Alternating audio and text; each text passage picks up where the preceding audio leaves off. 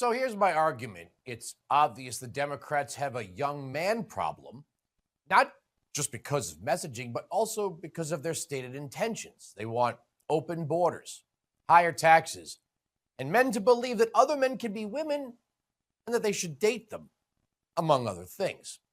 But they also have a massive messaging problem, even if they don't want to believe it. Talk to me and other people for whom what you said there is uncomfortable, maybe to some unconscionable. If you think about democratic messaging, listen to NPR, read what comes out of there, all right? And you can see it. And I'm sorry, there are too many preachy females in Democratic campaign culture, all right? And we come across to people as judgmental. And that's not good at all. You can come across as understanding. And if the proof is not in the pudding, look at the male number of people that identify as Democrats. If I had to point the finger at something, I would say this all started with one really bad campaign theme.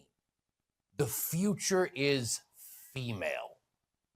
To be totally honest, I have no idea what that really means, but it was everywhere going back as far as Hillary's 2016 run. And it sounds like nagging. And men don't want to be nagged. They don't want to be told it's bedtime by a woman in a pantsuit. Sorry. But it also speaks to something larger in our society. In our culture, it does not make a woman less feminine to gravitate to traditionally masculine things. Not so much in the reverse. Like, if we see an attractive woman riding a Harley Davidson, we don't think she's any less of a woman. But when we see a skinny guy in khakis on a Vespa, you get the point. Now, you'll see women tailgating at college football games, NBA, NFL, MLB games. But do you really see guys in the parking lot drinking beer at WNBA games? I mean, the WNBA is paying to half-empty arenas, and the only highlights that ever go viral is when Angel Reese knocks down Caitlin Clark or vice versa. Strong on a three. And look out, Caitlin Clark pushes Angel Reese, and Angel Reese gets right up into Caitlin Clark. Afterwards has something to say as Clark walks away. Can any male sports fan name 5 WNBA players off the top of their head not named Caitlin Clark or Angel Reese? No. But like the Democrats, no matter how hard they try to sell the WNBA, men aren't paying attention. So we mentioned new voters, which is also young voters, another way to say that. And now I want to talk about men. And here's something from the New York Times. This is written by our friend of the show, Shane Goldmacher.